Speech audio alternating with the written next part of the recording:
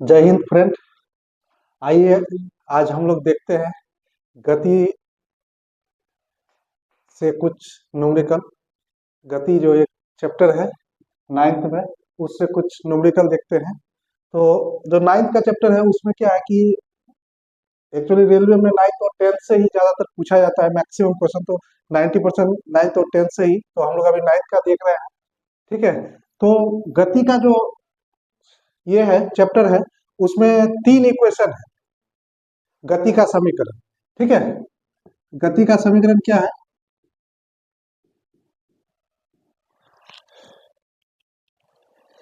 गति वाला चैप्टर से देख रहे हैं हम लोग, ठीक है। गति में 3 गो समीकरण क्या है? एक है v बराबर u प्लस ए टी, ठीक है। दूसरा क्या है? s बराबर U T plus half A T square, ठीक है। तीसरा क्या है? v स्क्वायर बराबर यू स्क्वायर प्लस 2as, ठीक है। अब यहाँ देखिए क्या है, u क्या है, v क्या है, a क्या है, t क्या है, s क्या है। तो यहाँ पे u जो है ये क्या है? प्रारंभिक वेग। v क्या है? अंतिम वेग, यानी कि इसको इनिशियल वेलोसिटी बोलेंगे, इसको फाइनल वेलोसिटी, ठीक है। t क्या है? t समय है, ठीक है। उसके बाद आपका s विस्थापन है, और आपका a क्या है? त्वरण है, ठीक है। तो ये तीनों जो गति का समीकरण है, ठीक है, इसको क्या बोलते हैं? गति का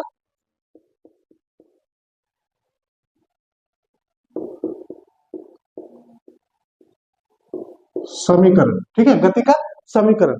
इसका कंडीशन क्या है? ये तीनों तब लागू होगा जब क्या होगा?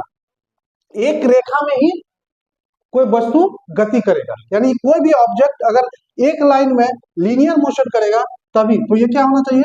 एक रेखीय गति होना चाहिए, एक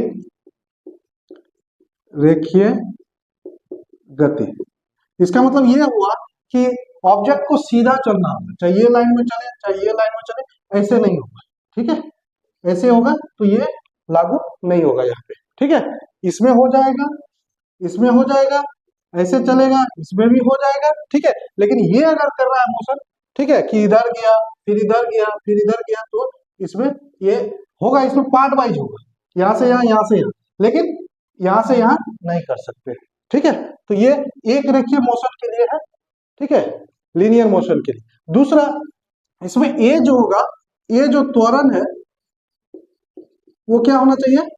नियतांक, नियतांक मतलब कांस्टेंट होना चाहिए, कांस्टेंट, ठीक है।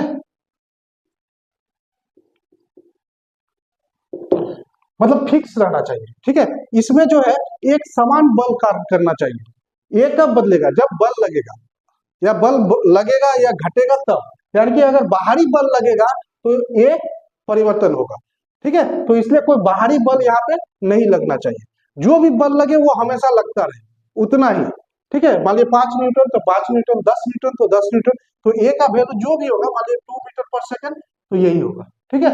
ये वेरिएबल नहीं होना चाहिए, ये चेंज नहीं होना चाहिए कि अभी 2 मीटर है फिर 3 मीटर हो गया फिर 5 हो गया फिर 2 हो गया 3 हो गया, ऐसा नहीं होना चाहिए, ये नहीं होगा, ठीक है। तो ए का वैल्यू नियतांक होना चाहिए, ये एक रेखा में गति करना चाहिए, तब हम ये तीनों इक्वेशन लगा सकते हैं, ठीक है। पहला क्या है?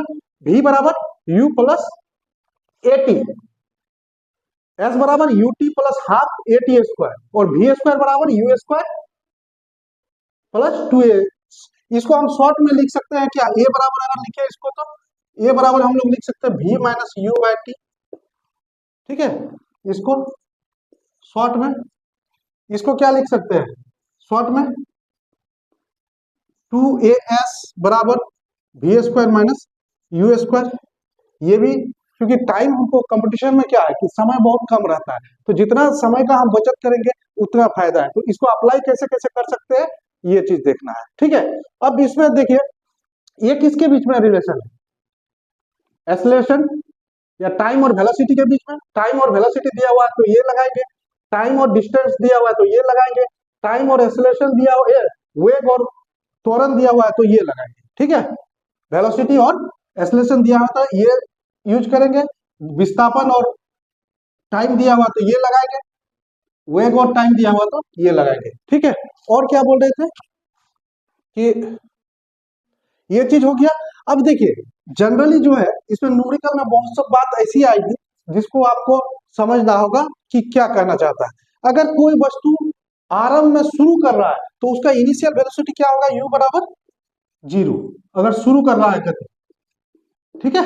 अगर कोई वस्तु चलना शुरू करता है, मान लिया हम यहाँ से चलना शुरू किए, हम बाइक स्टार्ट किए और चलना शुरू किए तो u उस टाइम क्या हो जाएगा, 0 हो जाएगा, ठीक है। तो बहुत सब क्वेश्चन में ऐसा बात आएगा कि बोलेगा कि वस्तु आरंभ किया, विराम अवस्था से आरंभ किया और चल रहा है तो उस टाइम u बराबर हम लोग क्या लेंगे, 0 लेंगे।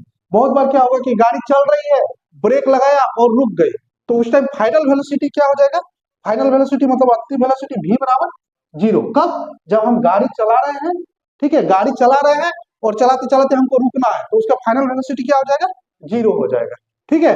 तो इनिशियल वेलोसिटी कब 0 होगा, जब चीज कोई भी वस्तु मोशन करना शुरू करेगा, गति करना शुरू करेगा, ठीक है। गाड़ी चलाए, साइकिल चलाए, कार चलाए, कुछ भी है, कोई ट्रेन रेस्ट में है उसको शुरू किए तो वो कहां से शुरू किया, 0 से। उसका इनिशियल वेलोसिटी है वहां दिया हुआ नहीं रहेगा कि आरंभिक वेलोसिटी 0 है, ठीक है, आरंभिक वेग 0 है। आपको वहां ये चीज अपने से समझ लेना है कि u बराबर क्या है, 0 है, क्योंकि वो आरंभ किससे किया है, 0 से किया है। धीरे धीरे उसका बढ़ेगा, जैसे बढ़ेगा तो v बढ़ेगा, v होते जाएगा, उसका एक्सेलरेशन होगा, टाइम के साथ सब क्या होगा, v बढ़ते जाएगा। देखिए यहाँ v बराबर क्या दिया हुआ है, u प्लस 80। अगर आरंभ कर रहा है u बराबर 0 है, ठीक है, तो v बराबर क्या हो जाएगा, 80। तो जैसे टाइम होगा कांस्टेंट है ये तो ये बढ़ते जाएगा, टाइम के साथ v भी बढ़ेगा, टाइम बढ़ेगा तो v भी बढ़ेगा, ठीक है। तो आइए इसमें कुछ क्वेश्चन देखते हैं, फिर हम इस चैप्टर को डिटेल में पढ़ाएंगे जब, तो इसके बारे में फिर से चर्चा करेंगे। आज आइए कुछ क्वेश्चन देखते हैं। आइए आज का पहला क्वेश्चन देखते हैं, क्या बोल रहा है कि एक खिलाड़ी जो है 8 त्रिज्या वाले वृत्ताकार पथ पर चक्कर लगाता है तो एक चक्कर लगाने में उसको 40 सेकंड लगता है, ठीक है। तो वो 2 मिनट 20 सेकंड में, ठीक है, कितना विस्थापन होगा, 0, 2r, 2πr या 7πr। तो क्या बोल रहा है कि एक वृत्ताकार पथ है, यहाँ मान लीजिए कि इसका सेंटर O है, यहाँ पे ये रेडियस r है, ठीक है। कोई पॉइंट A से वो स्टार्ट किया मान लीजिए, ठीक है।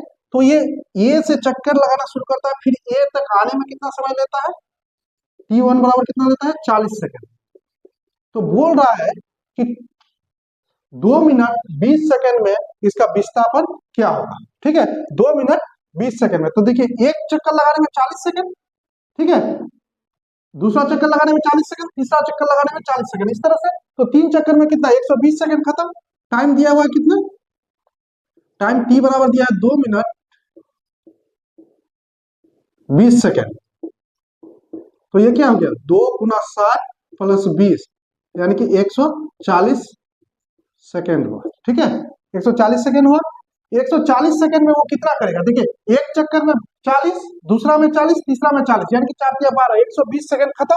तो कितना बचा, 140 माइनस 120 यानी कि 20 सेकेंड उसका बच गया। तो 20 सेकेंड में वो क्या करेगा, आधा चक्कर लगाएगा।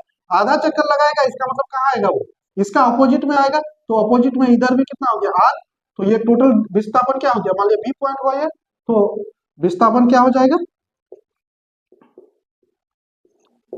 r प्लस r मतलब 2r, यानी कि ये किसके बराबर, डायमीटर के बराबर। ये सर्कल का जो है डायमीटर का ऑपोजिट पॉइंट पे आ जाएगा, तो इसका विस्थापन क्या हो गया, 2r। तो विस्थापन क्या होता है कि आरंभिक पॉइंट और फाइनल पॉइंट के बीच में जो मिनिमम दूरी होता है उसी को क्या बोलते हैं हम लोग, विस्थापन बोलते हैं। तो इसका आंसर हो गया 2r, ठीक है।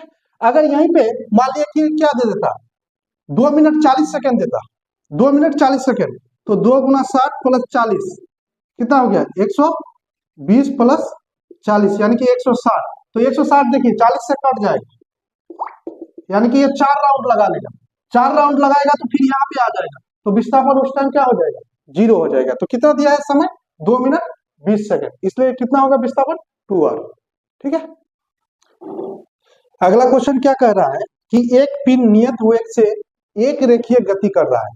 ठीक है, गतिमान है, किसी क्षण इसके द्वारा तय की गई दूरी s तथा विस्थापन d में क्या संबंध होगा। ठीक है, s less than d less than s, d greater than s, d बराबर s और d less than equal to s। तो बोल क्या रहा है कि एक रेखीय गति है, इसमें वस्तु चल रहा है।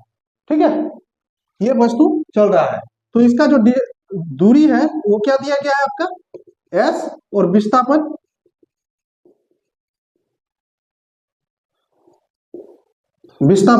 d दिया गया है। ठीक है, तो बोल रहा है कि किसी भी टाइम, यानी कि ये अगर जीरो से शुरू किया, t इक्वल टू जीरो से, तो t इक्वल टू मान लीजिए 5 सेकेंड या t इक्वल टू 10 सेकेंड, कोई भी समय में अगर हम लेंगे तो ये दोनों में रिलेशन क्या होगा, गति क्या है, रेखीय है, मतलब एक फिक्स डायरेक्शन में वो मूव कर रहा है। तो इसका क्या हो जाएगा, देखिए यहां से यहां जाएगा तो कितना हुआ, ये s बराबर भी जितना, d बराबर भी इतना ही, तो s यहाँ जितना होगा उतना d होगा। मान लिया यहाँ से यहाँ गया तो कितना होगा, जितना s है उतना ही d है, तो s बराबर यहाँ पे क्या हो जाएगा, d। तो इसका क्या ऑप्शन हो जाएगा, s बराबर d। ठीक है, अगर एक रेखीय गति नहीं देता, अगर एक रेखीय गति नहीं देता तो इसका ऑप्शन आता डी ऑप्शन। ऐसे ऑप्शन कौन आएगा, सी। ठीक है, ऑप्शन क्या रहेगा, सी इसका आंसर हो जाएगा। अगर एक रेखीय नहीं देता, मान लिया ऐसे ऐसे चलता, ठीक है, ऐसे ऐसे चल रहा था, तो ये जो है यहां से अगर यहां तक लेंगे तो दूरी क्या हो जाएगा, ये वाला पाथ का ले, ठीक है एस, और डी क्या हो जाएगा, डी से यहां तक होगा, तो डी क्या हो जाएगा यहाँ पे, less than equal to S हो जाएगा। अगर एक रेखीय गति नहीं हो तब, अगर एक रेखीय गति हो तो किसी भी समय में, क्योंकि एक ही दिशा में चल रहा है, जितना दूरी का लंबाई होगा उतना ही विस्थापन होगा, तो इसका आंसर क्या हो जाएगा, एस बराबर डी। थोड़ा कंफ्यूजिंग है, अगर क्वेश्चन को ठीक से नहीं पढ़ेंगे तो फिर ये वाला ऑप्शन मार के आ जाएंगे जो गलत हो जाएगा। ठीक है, तो इसका आंसर क्या हो जाएगा। अगला क्वेश्चन क्या कर रहा है कि दो कण है ए और बी, ठीक है, ए तथा बी के विस्थापन समय ग्राफ सरल रेखीय है।